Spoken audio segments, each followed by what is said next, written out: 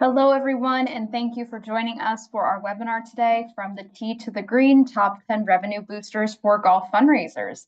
If you're just joining us, welcome. We're going to be getting started at the top of the hour here. If you are joining, please make sure you go ahead and utilize the chat box on the bottom of the screen to let us know where you're joining from. Go ahead and drop your name, organization, so we can see who we have on today, and we're very excited to get started shortly. Thank you.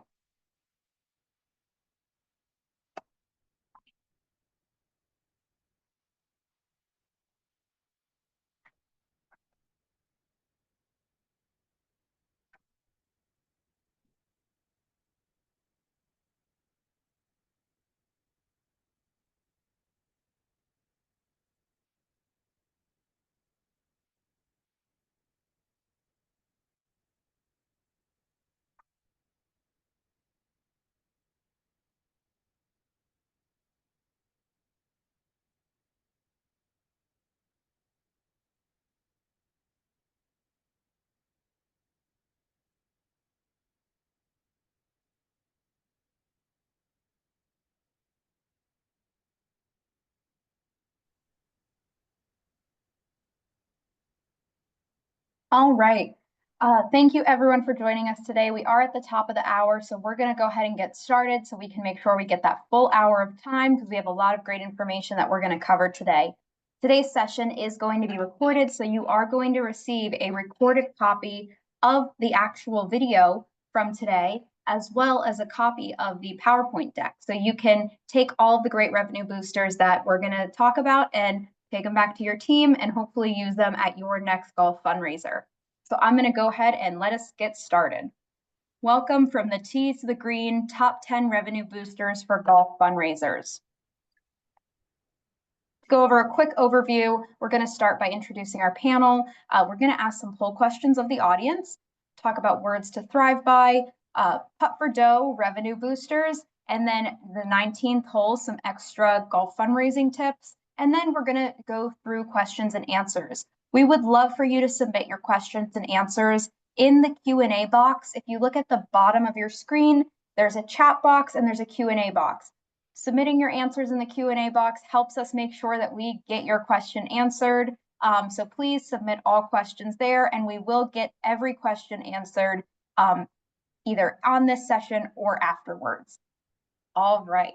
I'll go ahead and introduce our panel for today. We have Jay Fisk, who is the Chief Auctioneer and Co-President of Ariva's Auction Software Division. How are you doing today, Jay?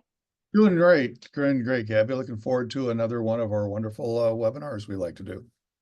Me too. And my name is Gabriella Salemi. I'm the Director of Marketing here at Ariva. Thanks for joining us today. All right, so to go ahead and get started, you're going to see a poll pop up on your screen right now. And we want to know, do you have a golf fundraiser in your plans?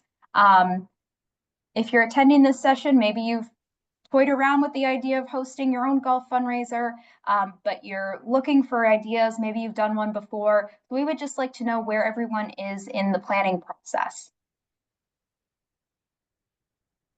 Give a few more seconds for some answers to come in. We have a lot of you answering.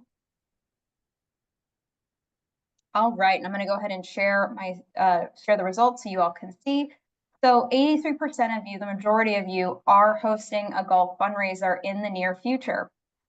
Some of you have hosted, you would like to host one, but don't have one scheduled. So maybe you're here to learn more, which is great.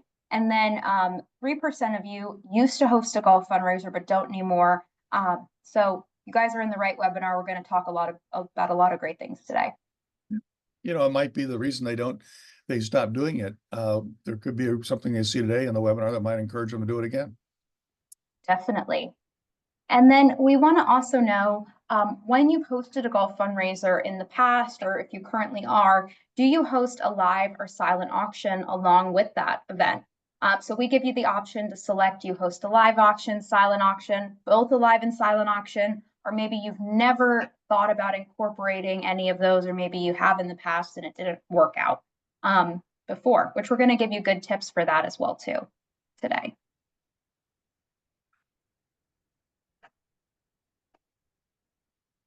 Right, so I'll go ahead and share I'll give a few more seconds. I want to get those last few answers in. All right, here we go. So 49% of you do not host a live or silent auction as part of your golf fundraiser. 35% of you host a silent auction. 14% of you host both a live and silent auction, and 2% of you host a live auction. Interesting. Yeah. Next question we'd like to ask, does your golf tournament include a pre-tournament pairing party?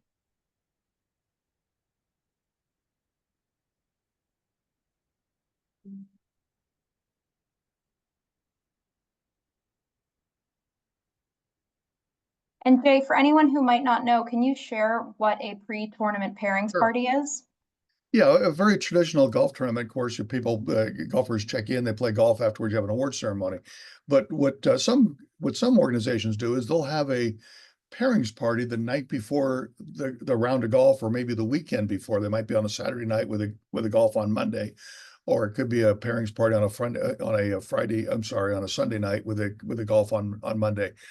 The advantage of the pairings party for larger tournaments, it gives the players a chance to socialize a little bit more, and maybe even bring a spouse with them to the party, to get the spouses involved where they may not necessarily be involved if they were at the tournament, but they might the night before make it a gala, and then the next day they all get out and play golf.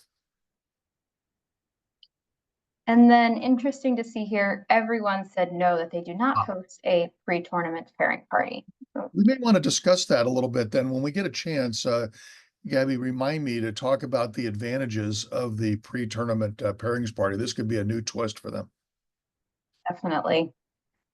All right, and then last question we want to know, and for this question, it's a little bit different. You can select multiple.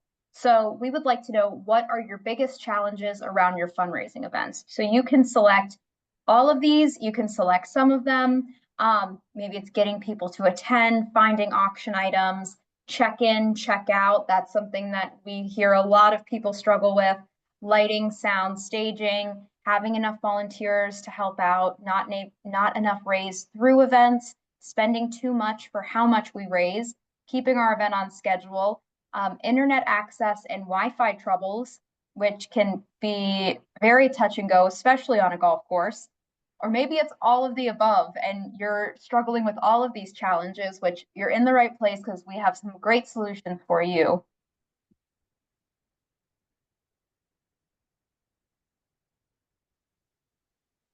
Give it a few more seconds. There's a lot of options everyone can choose from here.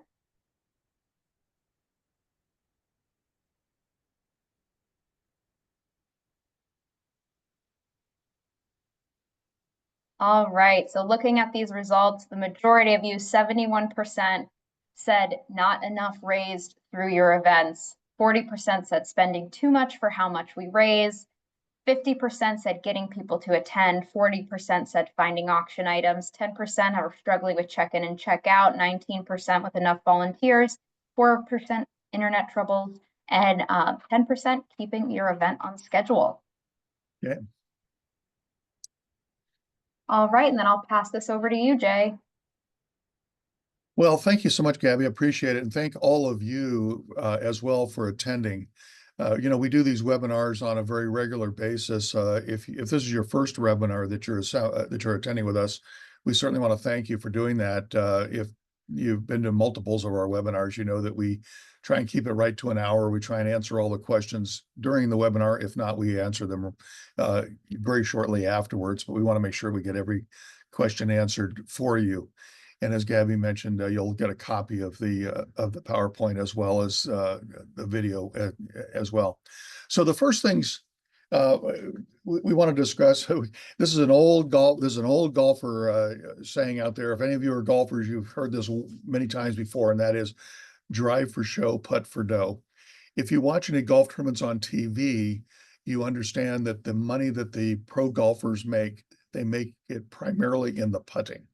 The difference between a one putt green or two putt green can be tens of thousands of dollars. And during the course of a tournament, it could be winning the tournament or finishing 20th, 30th, 40th down the list. So putting is really the most important part. So what do we mean by it when we talk about a golf tournament? What we mean by it is that there's a tendency to focus on the big things. there's a tendency we want to get celebrities and we want to make this fun and we're going to have a lot of decorations and the food's going to be fabulous and you do a lot about the party side. The party is basically the drive for show. But the money really is in the putting. The putting is where you make the money. And those are the little things. Those are the revenue enhancers we're going to share with you. It's eliminating the barriers to your success. It's making sure that all those little things that maybe the golfers don't necessarily notice, but that's really where the money is. And so that's what we're going to focus on during the webinar. We're going to focus on the if you will, excuse the term, the putts of the event. That's really where we're going to extract the most money, most bang for your buck, so to speak. And so that's what this webinar is all about. So what are what are the elements of a great event? If you're going to invite a golfer to an event, there's got to be a compelling reason why they want to attend yours. There's no shortage of golf tournaments in your area. There's a reason why they select yours versus somebody else's. And so you want to be thinking about that. What's going to cause people, what's your vision for the tournament? What are going to cause people to want to attend?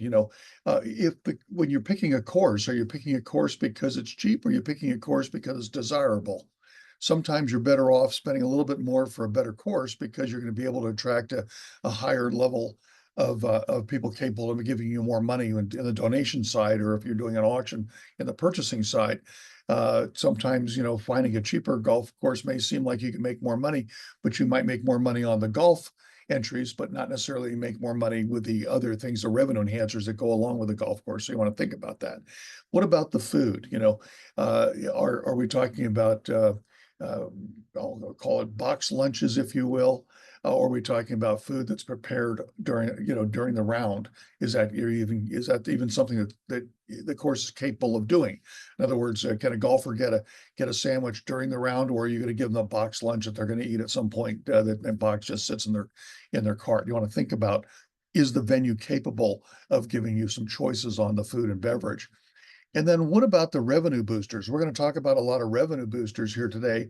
Some courses may not be set up to accommodate some of the revenue boosters, and you'll see that as we start going through the 10 of them we're going to share. Clearly, there'll be some golf courses you might be considering that just won't be able to accommodate the revenue boosters. So how important is it to you to use that booster? And if so, does that enter into your selection process on the golf course? So that's kind of teeing it up, if you will, and we'll dig down a little deeper as we go through the slides. So what do the golfers want? The golfers, more than anything, is they want to have fun. The reason they're going to come to your tournament is because they think it's going to be fun. And the fun starts before they tee off. The fun starts as soon as they check in. For example, when they arrive at the course, do they park their car, open their trunk, and take out their golf clubs and carry their golf clubs, 50 or 75 yards to the check-in area? Or are they greeted by a drop area where the golfers pull in and someone has them open the trunk of their car and a helper takes the golf clubs out and gives them a token of some sort and says, go check in, your clubs will be waiting for you on your cart? That's a small touch, but it's the first thing that your golfers will see. It's the first memory. As we all know, the first memory is the lasting memory. And so when they pull into that driveway of that golf course, what's the very first thing they're going to encounter? And then when they go to check in, is there a long line? Are there 20 golfers in front of them and they're just sort of waiting for someone to help them? Or do they walk in and there's enough volunteers, enough check-in stations and so forth, and an efficiency of check-in so that they immediately are checked in and then they can start practicing or whatever that is that they want to do? So you want to think about that. They want a fun day with no hassles. They want to play a good course. And this is typically a private course of some kind. It could be a public course, but you want to make it a public course that is popular, but preferably it's a private course. And the reason for that is you want to be able to attract golfers that are going to join your tournament because they get a chance to play a course they might otherwise not ever get a chance to play. And they want a fun format. They want to be challenged with their golf. They're not looking for something that feels like they're at an amusement park or playing putt-putt golf. They want to have a course that's going to test them, that's going to let them, hit that long drive, to try that chip shot, to have a challenging green, that sort of thing. They're looking for that. They're looking for a speedy round. The last thing they want to do is be out there, for 6 hours or 6.5 hours, because there's built-in artificial barriers to a quick round. And some of those barriers we could talk about, but it's an example would be a lot of games and things on the course where when the players get to a tee, there's two foursomes in front of them because there's some game that was set up that you think will be fun for everybody, but in the meantime, it's backed up the course. So you want to try and eliminate those. You want to have a speedy round if at all possible. Plenty of food and drink. This is often missed. There's no reason at all why there shouldn't be a cooler with cold drinks every 3 or 4 holes. They shouldn't have to wait for someone in a cart to drive around one time during the round and hand out drinks. You want to be thinking about that ahead of time, especially if it's a hot day. You want to hydrate them really, really, really well. And you want a variety of drinks as well. And they want a chance to play real golf, without what I'll call a lot of doodads. Some courses will say, well, gee, what we're going to do is we're going to sell string and scissors. And for $10, you get, 3 feet of string and a scissor. And if your putt is, a foot away from the hole, you can cut off a foot of string and then you assume the ball is it. And all that sounds like fun. It sounds like it's a good moneymaker, but it slows down play and it's not real golf anymore. The golfers really want to play real golf if at all possible, especially if it's a course that's a highly desirable course they've never played before. They want to have a memento. You should have a photo of some sort. When the round is over and they go home, how quickly does their memory fade of what you've given them that day? So let them take home a photo of their team. Let them remember it, days and weeks and maybe even years later. And by the way, here's a quick tip for you: have that photo sponsored and arrange for a photographer to embed the logo of that sponsor in the photo itself, so it can't be cut out. If you put the sponsor logo on a frame, the golfer can pull it out of the frame and put it in their own frame. But if you embed the logo right into the picture itself, then that sponsor's logo is there for years to come, and that's a very valuable sponsorship. You should be able to sell that. And then uh, give them a nice food at the end of the day. Let them sit and relax and enjoy. You don't want them to immediately throw their clubs in the car and then head home. You want them to feel like they're going to miss something really nice if they don't stay for the banquet. Let them win some nice prizes too. These don't have to be elaborate prizes, but they need to be something that causes them to feel a little competitive and be excited if they win. That's an important thing. And then put some things out on the course that are really ultimately special, like a chance to win a car or a motorcycle or a boat or something like that. If there's a hole that has a lake in it and it's a par 3 with a lake, see if you can get a local boat dealer to donate a boat as a hole-in-one prize, and let that boat float right out there in the lake. So they're looking at it as they're teeing off. They're looking at that boat sitting there. Oh, maybe I'll win this boat or the jet ski or whatever that might be out there. And by the way, these are not difficult to get. Getting a car, getting a motorcycle or a boat or something like that as a tee prize for a hole-in-one, they're really pretty easy to get because the dealer that has those gets a lot of visibility, and the only cost to them truly is paying for the hole-in-one insurance. So if somebody gets a hole-in-one and they win a car, that's a good deal for the dealer. The dealer's not mad because someone won the car. They're happy. They get to sell the car at full price to the insurance company. And the only cost to the dealer is the cost of the insurance. So you really want to add those opportunities. But for the golfers, it's really special. They love knowing that, gosh, if today's the day I get a hole-in-one, I go home with a car. And that's kind of neat. And so basically at the end of the day, you want them to feel like they got their money's worth. That's what it really kind of boils down to. So that's what we're going to try and help you with today. Putt for dough. So putting for dough, these are the little things. These are the revenue enhancers we're going to go through. These are the things that make it special. I talked about some of those. So let's go ahead and move on to the top 10 uh, revenue boosters, and we'll start with sponsorships. The thing about sponsorships is that the sponsors are a double win for you. Sponsors not only make you money because of the payment of the sponsorship, but the sponsor also helps you fill your field. It's much more efficient to fill your field, um, one sponsor at a time with 4 golfers included in that sponsorship than to try and sell or fill your field 1 golfer at a time, paying a fee. So you have a lot of different opportunities. You can have, hole tee fairway green sponsors. You got 18 of those times 3 or 4. You've got a bag drop. I mentioned, when they arrive, the first thing they encounter is someone helping them take their clubs out of out of the trunk of their car. Well, that's a sponsorship opportunity. And a bag tag can be put right in everybody's bag that says sponsored by, ABC Insurance Company or something like that. And that bag tag becomes a memento for them of that particular round. But that's a sponsorship opportunity. The driving range, the clubhouse, the golf carts. The golf carts, by the way, those are 2 sponsors right there because every foursome has 2 carts. So there's no reason why both carts should be sponsored by the same sponsor.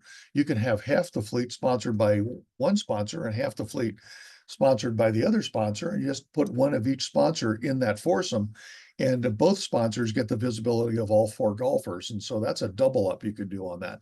So that actually gives you a lot of sponsorship capability there. The food and beverage can be sponsored. The tournament shirts that you're going to hand out can be sponsored. You can have an auction sponsor, a raffle sponsor. The award ceremony can be sponsored. The awards themselves can have the sponsor's logo on it and let the sponsor pay for the awards. That's another thing you can do.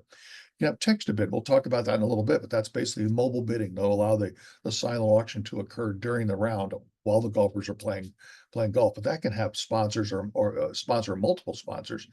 So the main thing here is that if you are filling your field with the sponsors, you don't have to sell that many individual golf rounds.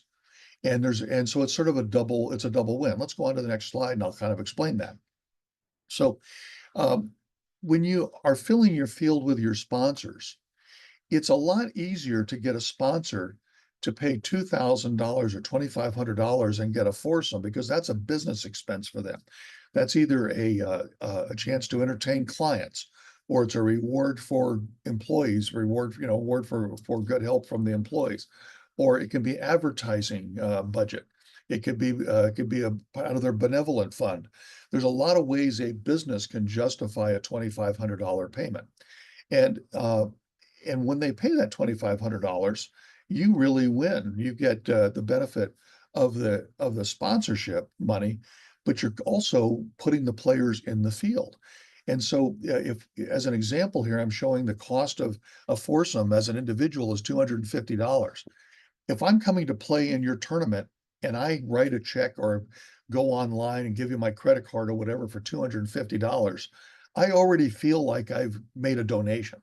I already feel like I've contributed. So later during the day, when it comes time for me to spend money, or even later that evening at a live auction or raise the paddle or silent auction, I may be less likely to be an active participant in those other fundraising activities because I've already feel like I've given you something. On the other hand, if I'm playing in your tournament because a company invited me to play in the tournament, because I'm a employee or because I'm a client or in some other relationship, I've paid $0 to play in the tournament because somebody else paid for me to play in it. Well, now I'm more likely to spend money because I'm feeling a little guilty. I'm playing this nice course for free. I'm getting this food. I'm getting all this tea prizes and everything else, and I haven't spent any money yet. So when I'm given the opportunity to buy mulligans or pay for long drives or have a chance, to bid in a silent auction or live auction or raise my paddle at that night, I'm more likely to want to do that because someone else has footed the bill for me to be in the tournament. So it's a double win. You not only make money from the sponsorship, but you're more likely to get a stronger field of supporters playing in the tournament. Okay, so there we go. That's why we want to do that. And like I said before, it's a lot easier to sell 4 at a time than sell 1 at a time. So, all right. So let's talk about some of the advantages here. I kind of discussed a few of them here, but a sponsored golfer kind of feels a little obligated, and so what we want to do is give back. We say, okay, well, Harry invited me or or Sally invited me or whatever, and I'm in the foursome here, and okay, so I'm going to give back. I'm going to buy mulligans, and I'm going to bid in the auction. I'm going to, I'm going to participate in all the things, because after all, I'm out here playing for, paying for free. So here's the pro tip on this. If you use an online website to register people to play in the tournament, you can also let them buy super tickets. I'm going to talk about super tickets in just a second. But the idea behind a super ticket is it encompasses all of the different contests, if you will, that are going to go on that day. And people are more likely to buy that super ticket when they're buying their entry. So if I'm an individual buying an entry, or if I'm a sponsor buying a foursome, I'm more likely either way to go ahead and buy the super ticket at the same time, because it's just one transaction.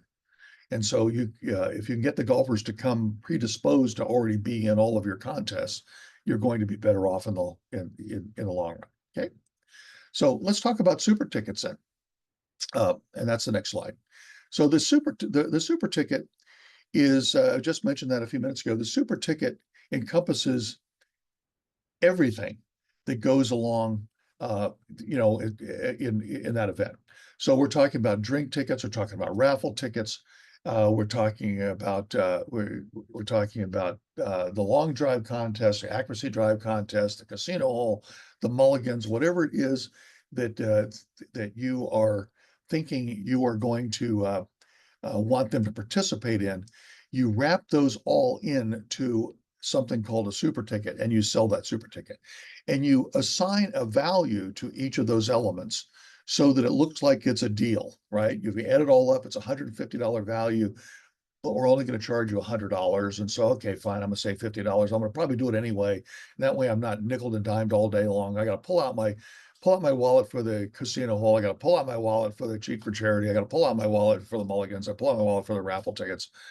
And so you're really doing the golfers a favor by wrapping it all into the super ticket and selling it all at once. And as I mentioned before, if many of those golfers are sponsored, then that's almost an automatic, because they're saying, I have spent no money. I'm here today. I'm gonna have a good time. So what? Here's my card. I'll give you $100. And now my guilt is assuaged because I'm now giving you my $100 and I'm in all the contests. And so there you go. There was something that came through the chat. I just glanced at it, and they said cost per player $125 is really low. Totally understand that. It's probably closer to $200 per golfer for a nice golf course, maybe even more. But I want to address that really quickly. We just did it for be able to show simple math. That's all. Your results will vary, obviously, depending on where you are geographically and what course you want to go to. It might be you'll pay $125. It might be you pay $250. I've participated in golf tournaments before where it was $1,000 a player. And there's courses out there that are even more than that. But for simplicity, we use the 150, the 125 and the 250. Okay, just want to address that because it did come in through the chat. All right, so that's the super ticket. So let's take a look at the elements of the super ticket. So the elements of the super ticket, you see all these different things there. That you get 2 mulligans for $10. All right, you get a chance to win a car and a hole-in-one course. By the way, if you don't buy in on the chance to win a car, that doesn't mean that they lose if they get a hole-in-one. It just means they get a consolation prize. So you set it up so there's a $25,000 car as an example, which they're going to win. I realize now 25,000 is pretty low for a car these days, so don't argue about the math, all right? But just for purpose of example, so there's a $25,000 car out there, and you say if you pay the $10, then you are entered to win the car. If you don't pay the $10 and you get a hole-in-one, you're going to win a $5,000 or $10,000 consolation prize. So you'll still win a prize. But if you want the prize upgrade, if you will, you want the upgrade from the $5,000 prize to the car prize, then you pay the $10. So that's how you justify that on the hole-in-one. Other contests, in all the other contests, long drive and accuracy drive, cheat for charity, we'll discuss that in a little bit. Drink tickets, raffle tickets, golf balls and tees.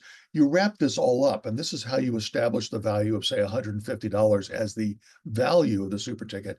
And then you charge the $100 basically to buy the super ticket.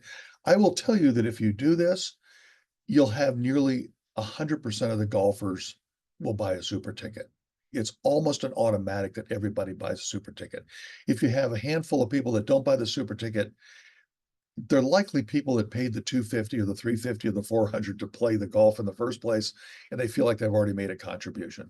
But anyone that's there for free, they're gonna buy a super ticket. All right. So let's go on to revenue booster number 4. This is the 18-hole auction. So what do we mean by an 18-hole auction? Well, think about this. The golfers check in at, say, 10 o'clock in the morning or 11 o'clock in the morning for a 1 o'clock shotgun start, right? So they're there, they're putting, they're in the putting contest. They've checked in, they're looking at, they're visiting with their friends and all that. And now it's time for the noon or the 1 o'clock shotgun, and they head on out. By the time they finish their round, it's going to be 4:30, 5 o'clock. At least if it's a 1 o'clock shotgun, it's probably going to be 6 o'clock. If it's a noon shotgun, it's going to be 4:30 or 5 o'clock. Well, the last thing they want to do is then hang around for another hour, an hour or hour and a half bidding in a silent auction. So a silent auction after the round, don't do it. It's a bad thing. You don't want to do that. Golfers don't want to bid on things after they played the round of golf. They want to get a drink. They're tired, they're hot, they want to get fed, they want to get their awards, they want to go home. So if you're going to have a silent auction, when do you do the silent auction? So we recommend we do what we call an 18-hole silent auction, which means put the items on display at check-in. When they come in and they check in and they get their tee prize and they know what hole they're going to tee off on and all that sort of thing, the silent auction items are on display. And then you have volunteers there that help them register their cell phone. So they get their cell phone out and they register their cell phone, and the silent auction is on their phone. And now during the round, as they're in the cart and they're driving around the course, they're checking their messages anyway, because it's probably a Monday or it's a Thursday, it's probably a business day. So they're going to be checking their from messages and all that sort of stuff anyway. So as they're checking their messages, if they get outbid on anything, they're going to get a text alert. And the text alert's going to say, you've been outbid on the golf clubs, you've been outbid on the round of golf at the country club or the dinner or whatever it might be. So their natural tendency is to say, oh, I got outbid on that. Well, I'll go ahead and I'll bid again. So they're using the time while they're waiting to tee off at the next hole. They're using that time to bid in your silent auction. And now when the last cart comes in, the last scorecard's turned in, you turn off the silent auction. It's done. Silent auction's over. So you've utilized that downtime, if you will, that lag time while they're waiting to tee off and they're checking their phone anyway. Use that as your silent auction time. And it's very effective. And yeah, that we call mobile bidding. And what's nice about at least the text-to-bid system that we have is that there's no Wi-Fi required, and it's a very simple registration process. They literally click on a QR code and they're in. They don't have to fill out a form. They don't have to go to a website. They don't have to download anything. They have to check a bunch of boxes. They literally just click the QR code. It's going to ask for their first and last name, and they're in. They're starting to bid. So you'll be able to get most of the golfers to register their phone, especially if you have helpers that'll help them do that. Okay. And there's some tips we can give you as well on how to include the sponsors in the scoring activity, if you will, by having some of the holes, the items associated with some of the holes provided by the sponsors. And then if golfers bid on an item on those holes or those items that are associated with those holes, they perhaps can save a stroke on their score that they turned in at the end of the round, because they took advantage of bidding on the items associated with hole number 5.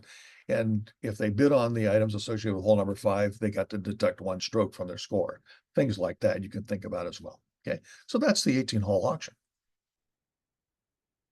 So the next one, and this may seem, how does Wi-Fi affect how much money you make as a revenue booster? So this is going to take a little bit of a discussion, but I think it'll be worthwhile explaining this. The very first thing the golfers encounter when they come to check in is they get their welcome. And at the welcome, they're going to be asked for a credit card as part of their check-in. That's what we call a quick check or Q check. Why do we ask for a credit card? Because we don't want the golfers to be fiddling with their wallet all day long to get into the games. We don't want them to have to pull their wallet out multiple times to buy a super ticket or to buy mulligans or to buy raffle tickets, whatever. We want to put everything on a golfer number. If it was an auction, we call it a bidder number, but in the round of golf, we call it a golfer number. And so we want to put everything on their golfer number. So we swipe their card, give them a golfer number. And all day long, they use that golfer number for everything. They want to buy extra drink tickets, they use their golfer number. They want to buy extra mulligans, they use their golfer number. They want to enter a contest and they didn't buy a super ticket, they use their golfer number. All that goes on, their bill. So here's where Wi-Fi comes in. If the Wi-Fi system, the check-in system, is slow because there's no Wi-Fi or slow Wi-Fi or intermittent Wi-Fi, then it's backed up. Your check-in is backed up. If it's backed up, your golfer's less likely to want to take the time to give you the card. And so if you can expedite them through the check-in process very quickly, you get more people giving you a card. And that is beneficial for you. Now let's fast forward to the banquet. If you're doing a silent auction or live, I'm sorry, not a silent auction, we did that during the round. Let's fast forward to the banquet. If we're going to do a live auction during the banquet and perhaps a raise the paddle and a donation, and your golfers have already given you the card at 10 or 11 o'clock in the day or noon, earlier in the day, when the auctioneer asks them to bid or the auctioneer asks them to raise their paddle and make a donation, they are more likely to participate in that because their card is already on file. So we're at 7 o'clock in the evening in the banquet, but we're benefiting from more bids, stronger bids, and more donations on the raise the paddle because we were able to accommodate getting the credit card back at 11 o'clock in the morning or at noon. So that's where the no Wi-Fi check-in really makes sense. And you can have many check-in stations as you want, and none of them are competing for bandwidth because you're not having to go into the cloud to get data and pull that information back down. And that whole process slows things down. So the whole idea is encourage as many golfers to give you a credit card as possible. If it's as simple as, what's your last name? Fisk. Oh, yes, sir. Fisk, what card would you like to use? Okay, there we go. Card swipe. Alt-R register, here's your card, thank you very much, and you're off. And that's it. Literally, the check-in is a 10 or 15-second check-in. You're going to harvest more credit cards, and that's going to let you make more money later in the day. Okay, long-winded answer, but it's important. That's why it's a revenue booster. Right? So, revenue booster number 6, finished your day with an auction. We saw that during our survey, some of you had live auctions, some didn't. Many of you don't do it. Let's kind of talk about why this is sort of a must. I mentioned several slides ago that you've got people that are there because they were invited by somebody else, right? So now they're at the banquet and they've had a nice round of golf. Maybe they bought a super ticket, but they're sitting at the dinner table with a person that hosted them. And maybe they're a client, or maybe the host is a client. And the last thing I want to do is look like they're not supporting the mission that sponsor invited them to support. So they're going to be able to bid in the live auction, and they're going to probably also be more willing to raise the paddle when someone gives an emotional appeal and say, we're here, supporting kids in our community, or we're here supporting research, or we're here supporting education, whatever it is they're supporting. If their credit card's already on file, and they're sitting there with the people they played golf with that day, and they're also sitting there with their host, that all is a setup for causing them to be generous. And if you just let them get their prize, and go home, you've missed a golden opportunity to make money. I will tell you, you'll make a lot more money on your tournament if you end the day with a live auction. And it doesn't have to be an extensive live auction. It could be, half a dozen items. I mean, good auctioneers sell items one every 3 minutes. So if you do 5 items, that's 15 minutes. That can also be done while they eat. While they're eating is sort of dead time anyway. So while they're eating their meal, go ahead and sell, 5, 6 items, and then do a raise the paddle. Have somebody come up and give an emotional appeal, and then let the golfers put their paddle up at $1,000, $500, $250, $100, $50, or whatever. But you will absolutely make a lot more money on your golf tournament. This is a missed opportunity. If you are not ending your day during the banquet with a live auction and a raise the paddle, you're leaving money on the table. I'm just telling you, you absolutely are. And you can invite non-golfers. And that's the other thing. When you're selling your entry to join the tournament, have an opportunity for them to also buy an extra ticket for the banquet if your facility will accommodate it. Now, some facilities won't. If you have 144 golfers, some facilities only hold 150 people. So, you have to deal with that. But if your facility can accommodate extra people at the banquet, there's no reason in the world why at the end of the day that golfer should feel guilty, throw the clubs in the trunk of the car and go home because they're feeling guilty because they've been out having fun all day, and meanwhile their spouse is sitting at home. Instead, end the day by saying, meet me at the clubhouse at the end of the round and we'll have an evening together. And so now they can turn what would be a negative, like, you were out playing golf all day, and I'm sitting here, whatever. Say now, invite the spouse to join you at the end. Let he or she also have a glass of wine and enjoy a nice banquet. So sell a non-golfing banquet entry. And that also helps you when it's time to do your live auction. Because now during your live auction, if you're selling a trip, it's much better to have both of those partners there in the room bidding jointly and collaborating jointly on that trip, that safari, that trip to New York, the trip to New Orleans, or that getaway, whatever, that weekend getaway at the local spa, whatever it might be. That's a decision that ought to be made jointly. And more likely the bidding is going to be stronger if both are there together bidding, as opposed to one person bidding and hoping that they didn't make a mistake by buying something that their spouse is going to get mad at them for buying when they get home. Okay, so there you go. So that's an advantage as well. So that's finish your day with an auction. You'll absolutely make more money. All right. Okay. Revenue boosters number 7, have a casino hall. So this is just kind of a fun thing to do. Hold on just a second here. I got to get rid of this. There we go. Don't you love it when the phone goes off in the middle? So the revenue booster, this is kind of fun. You basically, and many of you probably have already seen this at a golf tournament before. It's kind of fairly common. You have the club pro do a circle around the hole on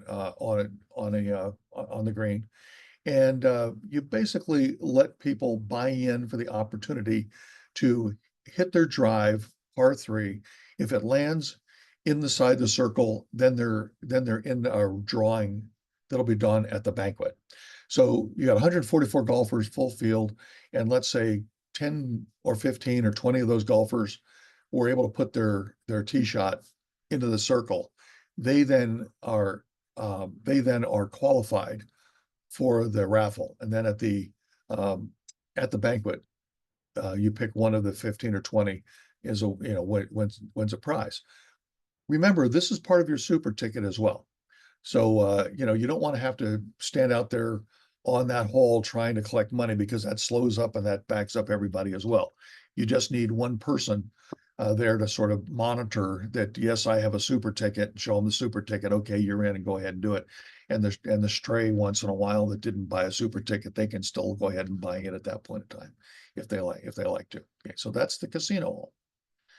So the revenue booster cheat for charity. This is that's the next one. There we go. Cheat for charity. So let's talk about that. Your your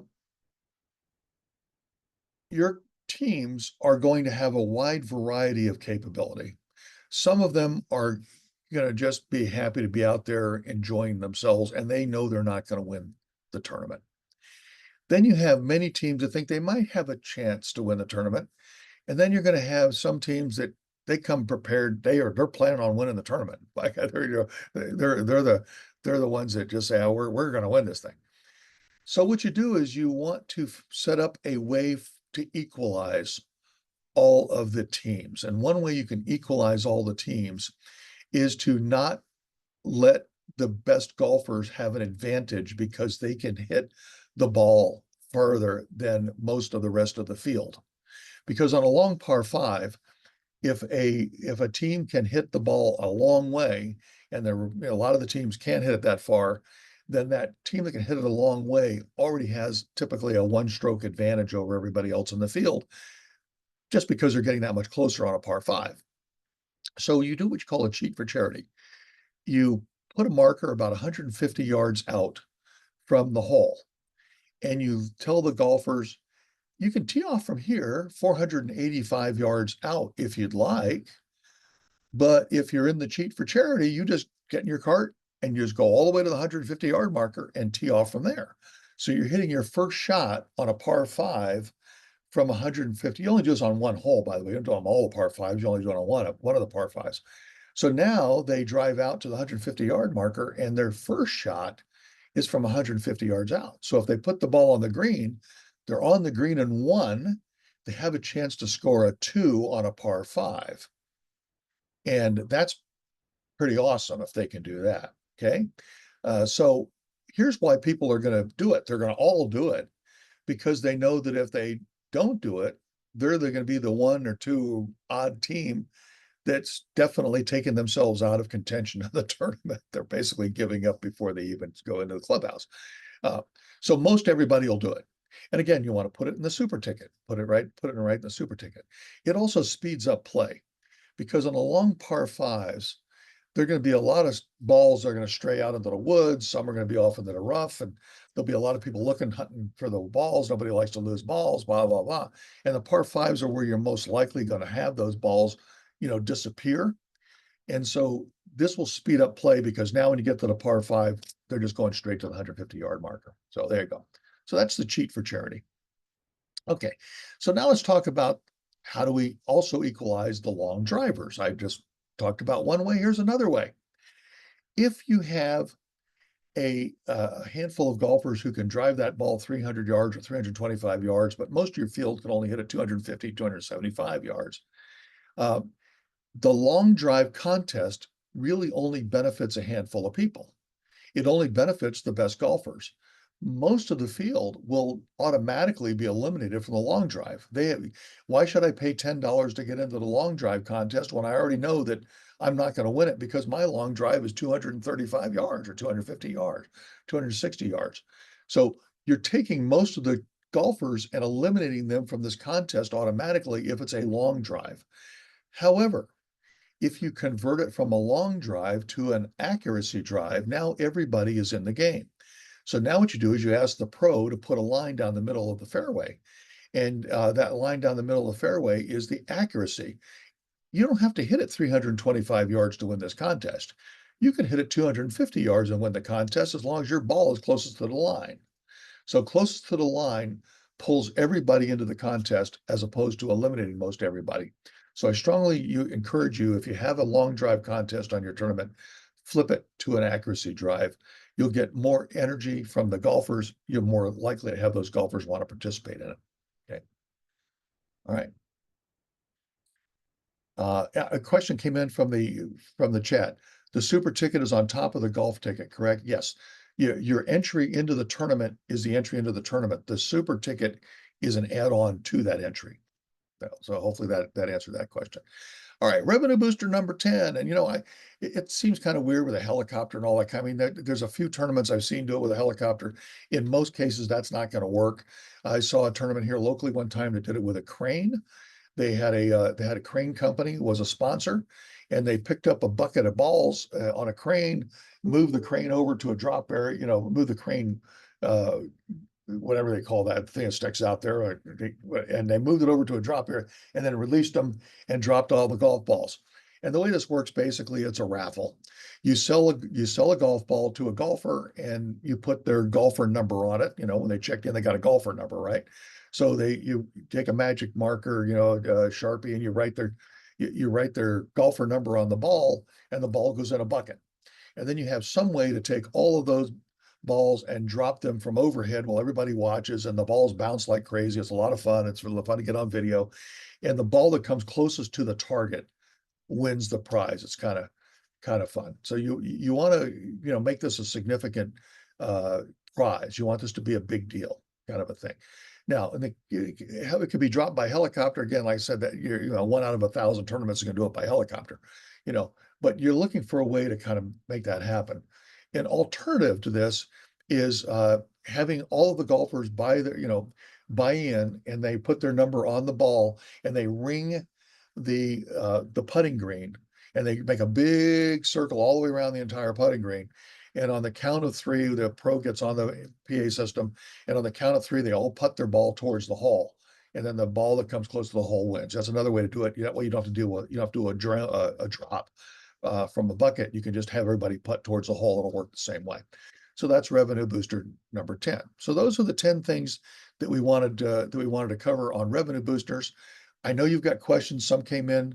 Yeah. Hopefully, most of them were coming in through the Q&A.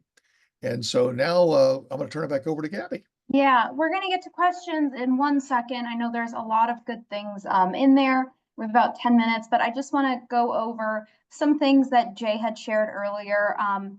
We're Ariva. If you're not familiar with who Ariva is, we've been in the industry for over 3 decades. We have over 6,000 satisfied clients, and we've done, it's probably more than that now, over 30,000 live virtual hybrid events, galas, and fundraisers. And our software was built exclusively for the nonprofit industry.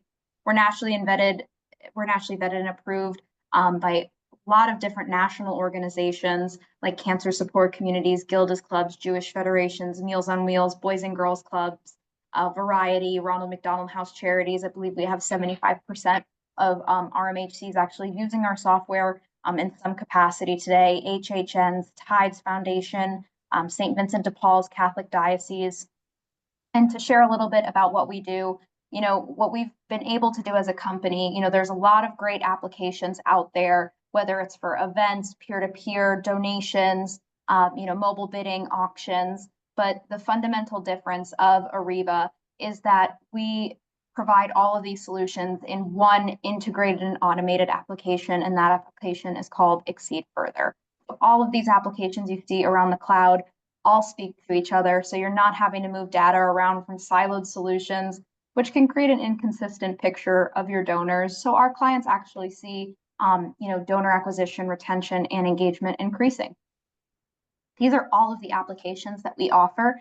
You really can add on and choose what you need, and we are built to grow alongside of you. So you can see here we have all of our donor relationship management applications, digital fundraising applications. On the bottom left or bottom right here, we have auction. So we offer, auction websites, mobile bidding, auction item catalogs online, as in everything from managing your check-in to your checkout. We also have our Ariva certified benefit auctioneers, which are great as well. We're actually running a special right now for the spring that if you are looking for a benefit auctioneer, you can reserve one of Ariva's certified benefit auctioneers and receive one of our free event consultants. So a lot of the revenue boosters that Jay was sharing, our event consultants will help you provide you with ideas for different ways to enhance revenue at your event.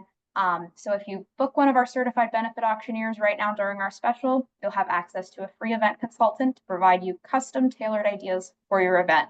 So there's a poll up on your screen that if you would like to learn more about one of our certified benefit auctioneers, go ahead and hit yes. And then someone from our team, likely Jay, will be in touch with you to share a little bit more about that.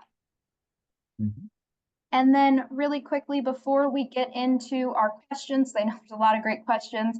If any of those applications that you saw listed, any of the auction software applications are solutions to manage your golf fundraisers, donor management, online fundraising, if you'd like to learn more about any of those, go ahead and hit yes, and someone from our team will be in touch with you to share more about Ariva and see maybe how some of these solutions can be tailored to you and really help, further your fundraising for your events or just donor management and online fundraising in general. All right, so I'll leave that poll up there and you can go ahead and request more information. But let's go ahead and get into our questions and answers. So Jay, I'll just tee these up for you if that works. You bet. Okay, perfect. Let's go. I can't wait. I love questions. We've got a lot. Okay. How do you keep track of / facilitate the on-course bidding perk to deduct a stroke? Honor system with the golfers, checking bids after the hard stop, and adjusting the scorecards? Yeah. So if you're using our text to bid system, there's a dashboard that you operate from with a text to board system, and it will show you all the bid activity. It'll show you the bid history. So all we need to do is take like the 5. We don't need to worry about deducting strokes from everybody. We need to deduct strokes from the people that are going to have a chance to win. So we look and see, the pro goes ahead and figures out who maybe the top 4, 5, 6 places are, 7 places are. And then we go into the bid history. And in the bid history, we can see if anyone on those foursomes placed a bid on any of the designated holes.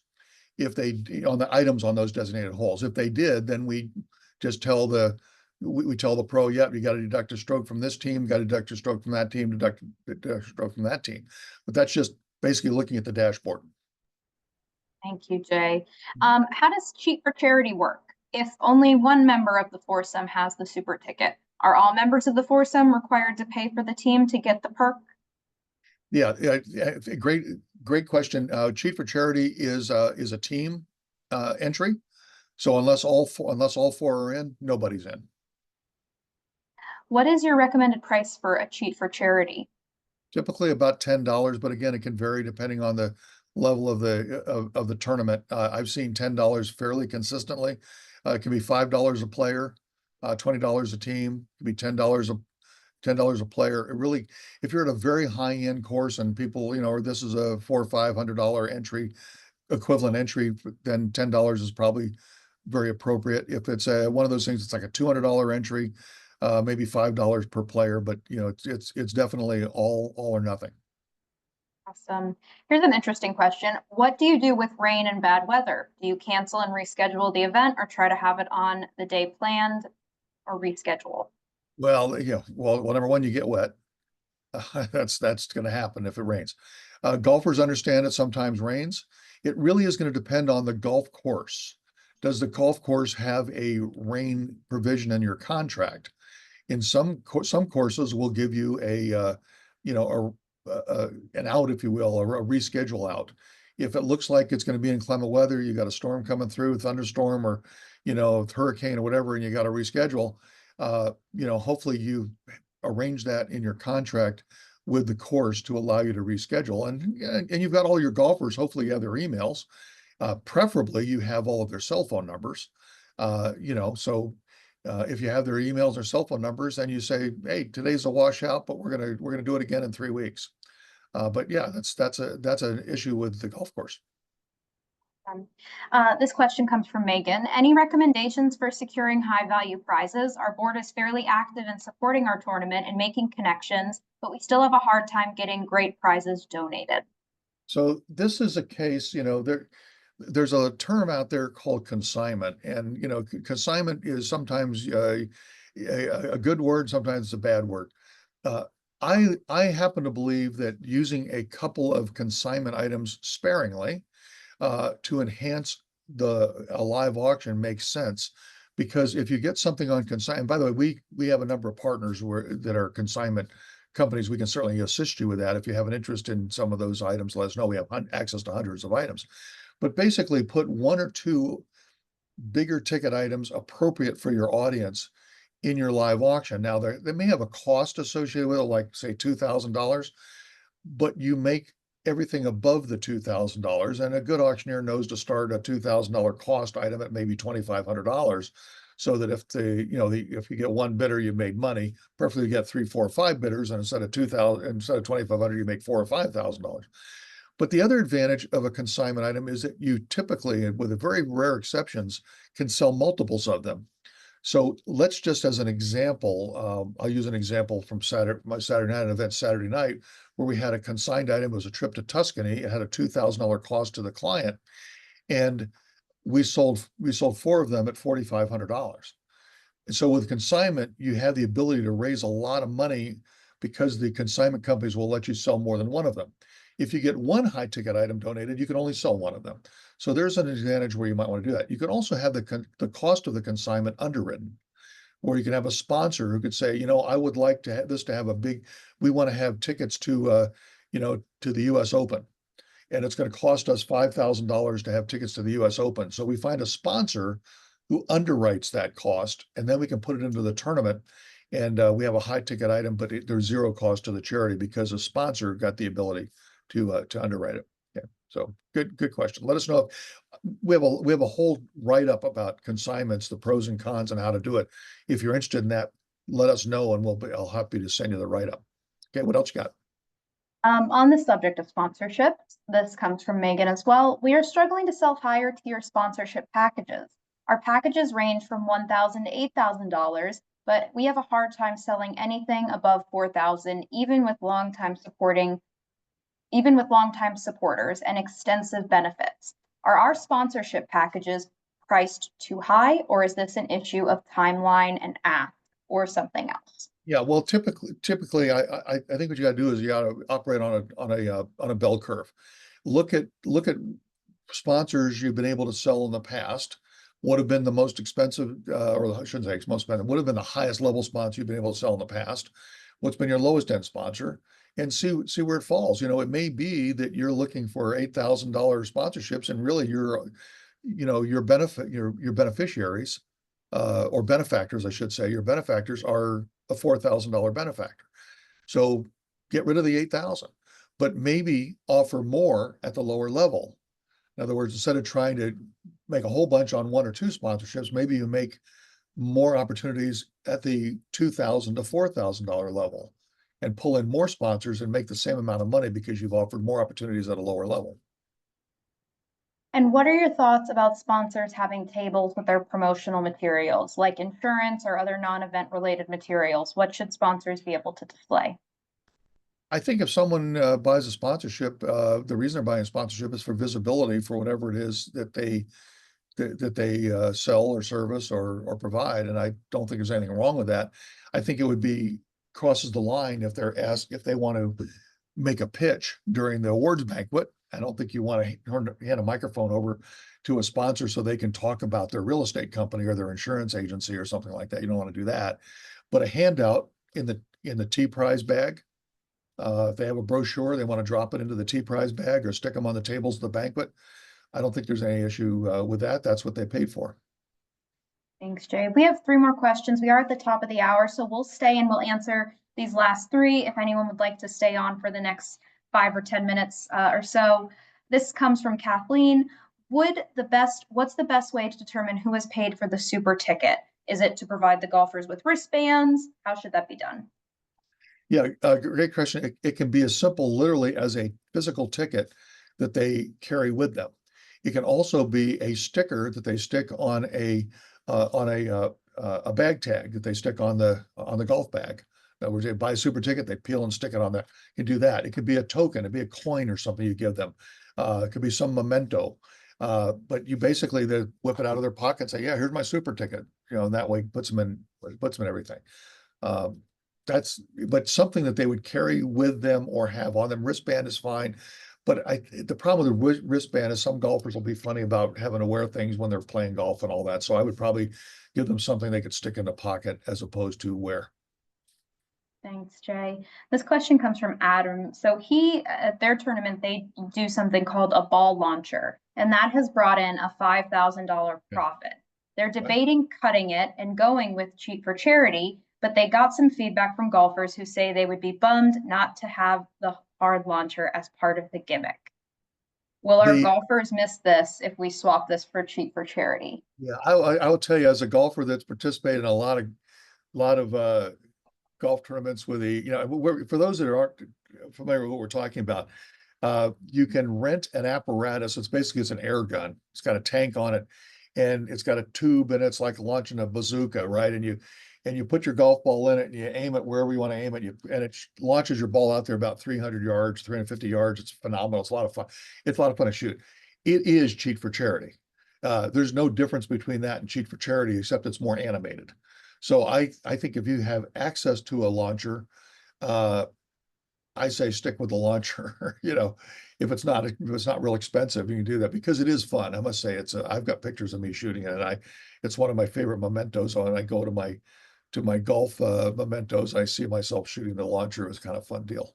So All right. And then this is our last question. It comes from Darren.